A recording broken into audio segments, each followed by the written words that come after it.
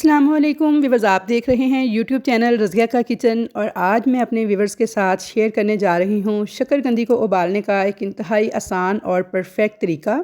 शकरकंदी को जब हम पानी में बॉयल करते हैं तो वो पानी पानी और पिलपली सी हो जाती है। इसको घंटों हम उबालते हैं और एक साइड से वो गल जाती है, दूसरी साइड से वो कच्ची रह जाती है, लेकिन वो प्रॉपर नहीं बन पाती। जैसे ड्राई ड्राई सी मज़ेदार सी शकरकंदी आपको खाने में मज़ा आए। तो आज मैं आपको इतना परफेक्ट और इजी तरीका बताऊंगी कि सिर्फ और सिर्फ आपके 2 मिनट लगेंगे और शकरकंदी आपकी बहुत ज़बरदस्त बेहतरीन बन के तैयार हो जाएगी।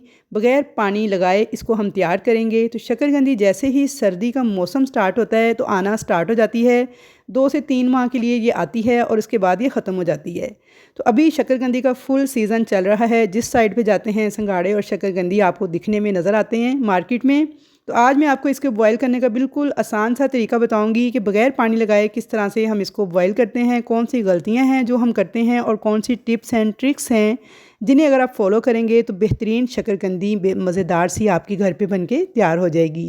शकरकंदी के ऊपर बहुत ज़्यादा मिट्टी वगैरह लगी होती है क्योंकि ये ज़मीन के नीचे मिट्टी में आलू की तरह ही काश्त होती है।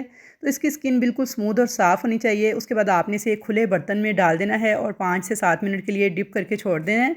इससे क्या होगा, इसकी मिट्टी वगैरह जो इसके ऊपर लगी होती है वो नरम हो जाएगी। और उसके बाद आपने हाथ से मल के इस तरह से एक एक पीस को अच्छे तरीके से वॉश कर लेना है ताकि सारी जो इसकी मिट्टी वगैरह है वो उतर जाए। तो इस तरह से आपने एक एक पीस को खुले पानी के नीचे अच्छी तरीके से वॉश कर लेना है ताकि इसकी सफाई जो है बहुत अच्छी तरह से हो जाए और मिट्टी वगैरह सारा कुछ इसके ऊपर से रिमूव हो जाए। तो शकरकंदी इस मौसम में ज़रूर बनाकर खानी चाहिए क्योंकि अल्लाह ताला ने हर मौसम के हिसाब से ही उसकी चीज़ों को पैदा किया है। हमें ज़रूर अल्लाह ताला की इन नेमतों से फ़ायदा उठाना चाहिए और मौसम के मुताबिक ज़रूर जो भी मेवा जात या जो भी फल वगैरह आते हैं उन्हें इस्तेमाल ख़ुद भी करना चाहिए, बच्चों को भी लाकर खिलानी चाहिए ताकि बच्चों की भी कुफ्ते मुदाफ़ियत में इजाफ़ा हो और मौसम की सख्तियों से हम मुकाबला करने के काबिल हो सकें। तो यहाँ पे देखिए जी, सारी शकरकंदी को मैंने अच्छे तरीके से एक एक पीस को मल के मिट्टी वगैरह इसकी अच्छे से वॉश कर ली थी। तो यहाँ पे देखिए जी, साफ़ शफाफ शकरकंदी हमारे सामने है। इसे अच्छी तरह से वॉश करने के बाद अब आपने एक सूती कपड़ा लेना है या कोई रुमाल लेना है और उसके साथ ना अच्छी तरह से शकरकंदी को खुश्क कर लेना है। अगर आपके पास ज़्यादा टाइम है तो आप इसे इसी तरह किसी छलनी वगैरह में डाल के रख दें, ये ड्राई हो जाए। अगर टाइम नहीं है ज़्यादा तो फिर मेरी तरह इसी तरह आप ये करें कि एक रुमाल के साथ अच्छे से इसे पोंछ लें ताकि ये बिल्कुल इसकी जो ऊपर वाली सतह है ना वो ड्राई हो जाए। तो यहाँ पे देखिए सारी शकरकंदी को मैंने अच्छी तरह से रुमाल से साफ़ कर लिया था और खुश्क कर लिया था। ये 1 किलो शकरकंदी है। अब हम छुरी लेंगे और इसके सिरे इस तरह से काट देंगे। सिरों पे जो मिट्टी वगैरह लगी हुई है ये सारी की सारी हम उतार देंगे। तो यहाँ पे देखिए जी, सारे सिरे मैंने शकरकंदी के काट लिए थे। अब हमने लेना है 1 अदद प्रेशर कुकर। अगर आपके पास प्रेशर कुकर नहीं है तो आप आम देगची भी इस्तेमाल कर सकते हैं, लेकिन प्रेशर कुकर में सिर्फ इसे 2 मिनट लगते हैं तैयार होने में। उसके अंदर मैंने डाल दिया है 1 गिलास पानी।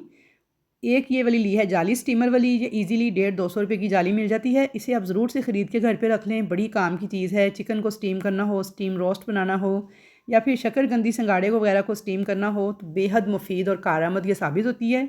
इस जाली को आपने इस तरह से इसके अंदर रख देना है। अगर किसी के पास ये स्टीमर वाली जाली नहीं है तो आप सेंटर में एक कटोरी रखें स्टील की, उसके ऊपर दूध वाली जाली रख के भी ये काम चला सकते हैं। अब इसके ऊपर आपने शकरकंदी को कुछ इस तरीके से अरेंज कर देना है कि हर पीस को प्रेशर कुकर के साथ नहीं लगना चाहिए, बल्कि जाली के ऊपर इस तरह से आपने शकरकंदी को सेट कर देना है।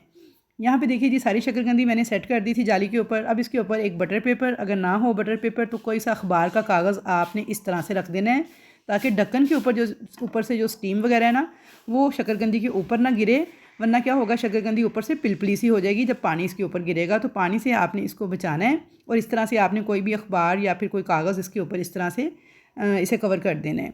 अब हम इस ढक्कन को बंद कर देंगे। ढक्कन के अंदर सील वगैरह भी लगी हुई है, जो रबड़ होती है प्रेशर की वो भी लगी हुई है। बिल्कुल जैसे खाना पकाने के लिए प्रेशर कुकर को बंद करते हैं, सेम उसी स्टाइल में हम प्रेशर कुकर को बंद कर देंगे। इसे विसल लगा देंगे, वेट लगा देंगे और चूल्हे पर रख देंगे हाई फ्लेम पर। अब आपने इसके पास ही खड़े रहना है, इधर उधर नहीं होना क्योंकि बहुत जल्दी जल्दी इसने रेडी हो जाना है। तो यहाँ पे देखिए ये पिन नीचे है और विसल अभी मूव नहीं कर रही, यानी कि सीटी नहीं बोल रही। तो बस अब आपने ख्याल करना है कि जैसे ही ये पिन ऊपर होगी और सीटी बोलना स्टार्ट करेगी तो उसके बाद आपने क्या करना है, टाइमिंग नोट करनी है। तो यहाँ पे देखिए जी, थोड़ा ही टाइम गुजरा है, तकरीबन मेरा ख्याल 5 से 6 मिनट गुजरे हैं। तो देखिए ये पिन ऊपर हो गई है और सीटी बोलना स्टार्ट हो गई है। इसका मतलब ये है कि हमारे प्रेशर कुकर के अंदर अच्छी तरह से स्टीम बन चुकी है। जैसे ही इसकी सीटी बोलना स्टार्ट करे तो आपने टाइम को नोट कर लेना है और ठीक आपने 2 मिनट के बाद फ्लेम को ऑफ़ कर देना है अगर आपकी बारीक वाली शक्करकंदी है तो 2 मिनट के बाद आपने फ्लेम को ऑफ़ कर देना है। अगर आपकी शक्करकंदी मोटे वाली है तो आपने 5 मिनट तक सीटी को बोलने देना है और 5 मिनट के बाद फ्लेम ऑफ़ कर देना है। और अगर आपकी शक्करकंदी नॉर्मल मीडियम है, जैसे कि मेरी थी मीडियम साइज़ की, तो फिर आपने सिर्फ 2 से 3 मिनट के बाद फ्लेम को ऑफ़ कर देना है सीटी बोलने के बाद। यहाँ पे मेरी नॉर्मल मीडियम साइज़ की शक्करकंदी थी, ना बहुत ज़्यादा बारीक थी ना बहुत ज़्यादा मोटी थी, तो मैंने 3 मिनट के बाद फ्लेम ऑफ़ कर दिया था। लेकिन आपने वेट ऊपर से नहीं हटाना प्रेशर कुकर के। तो बस ये अहम टिप है जी शक्करकंदी को स्टीम करने की, कि आपने इसका वेट नहीं हटाना। फ्लेम आप ऑफ़ कर देंगे और इसी तरह से आपने इसकी स्टीम को ख़ुद ब खुद ही ख़त्म होने देना है। जब प्रेशर कुकर की स्टीम अपने आप ख़त्म हो जाएगी 5 से 7 मिनट में या 10 मिनट में, उसके बाद आपने इस तरह से देखिए वेट को हटाएंगे और इसकी पिन भी अपने आप नीचे हो चुकी होगी। अब आपने आराम से इस ढक्कन को खोलना है। तो यहाँ पे देखिए माशाल्लाह से कितनी बेहतरीन हमारी शक्करकंदी स्टीम हो चुकी है। ऊपर हमने पेपर रखा था तो पानी वगैरह जो भी उसके ऊपर से ढक्कन से गिरा है वो सारा पेपर ने जज़ब कर लिया है। शक्करकंदी नीचे बिल्कुल ड्राई है। तो ये देखिए पेपर सारा जो है ना गीला हो चुका है। अगर हम ये ना रखते तो फिर शक्करकंदी के ऊपर सारा पानी ये गिरना था और इसने पिलपली सी हो जाना था। अब यहाँ पे देखिए माशाल्लाह से शक्करकंदी बहुत अच्छे से स्टीम हो चुकी है। पहले हम इसे चेक कर लेंगे कि अंदर तक कुक हो चुकी है या नहीं। तो एक छुरी लेंगे, इसके अंदर इस तरह से इंसर्ट करेंगे तो देखिए सारे पीसेस को मैंने बारी बारी चेक किया है। तो माशाल्लाह से सारे के सारे अंदर तक परफेक्टली स्टीम हो चुके हैं, गल चुकी है शक्करकंदी हमारी। अब इसे आपने निकाल लेना है एक प्लेट के अंदर, क्योंकि अगर आप इसी तरह से इसे ठंडा होने देंगे ना तो फिर नीचे से इसे मुसलसल स्टीम मिल रही है तो ये ओवर कुक हो जाएगी। यहाँ पे एक प्लेट में रख के आपने इसे अच्छी तरह से ठंडा होने देना है, ताकि ये जब ठंडी हो जाएगी तो फिर इसे छीलना भी आसान हो जाएगा। और ठंडी होने के बाद इसके अंदर एक जाला सा बना होता है छिलके के साथ, वो भी ख़त्म हो जाता है। तो यहाँ पे मैं आपको प्रेशर कुकर चेक करवा दूँ तो ये देखिए नीचे पानी अभी बाकी है। तो बस स्टीम में ही ये शक्करकंदी जो है तैयार हो गई है बन के, ज़बरदस्त किस्म की। तो यहाँ पे शक्करकंदी हमारी बहुत अच्छे तरीके से ठंडी हो चुकी थी। अब मैं आपको दिखाती हूँ छील कर, देखिए कितनी आसानी से इसका छिलका उतर रहा है और बिल्कुल आसानी के साथ मैंने इसे छील लिया था। बिल्कुल भी ये पिलपली नहीं थी, ऐसा नहीं था कि हाथ लगाते ही टूट जाए। तो माशाल्लाह से बहुत ही बेहतरीन और ड्राई किस्म की हमारी शक्करकंदी जो है वो स्टीम हो चुकी है। यहाँ पे आप देख सकते हैं जी सारी शक्करकंदी को मैंने इस तरह से छिलका उतार के तो छील लिया था। अब मैं इसे काट लूँगी। तो काटने से, छुरी के चलाने से ही आपको अंदाज़ा हो जाएगा कि ये कितनी परफेक्टली स्टीम हुई है। बिल्कुल भी ऐसा नहीं है कि ओवर कुक हो गई है या बिल्कुल गल गई है, मलैदा सा बन गई है या पिलपली हो गई है। तो ये देखिए माशाल्लाह सारी शक्करकंदी को मैंने कट कर लिया था। अब इसके ऊपर इमली और खुबानी की जो चटनी होती है वो बनाकर आप डालिए। इमली और खुबानी की चटनी की रेसिपी मेरे चैनल पर मौजूद है, लिंक मैं डिस्क्रिप्शन बॉक्स में डाल दूँगी। वहाँ से देख के आप ये मज़ेदार सी चटनी बनाकर भी इसको एंजॉय कर सकते हैं। अगर ना हो ये चटनी तो आप इसके ऊपर 1-2 लेमन निचोड़िए, थोड़ा सा चाट मसाला डालिए और इसे एंजॉय कीजिए।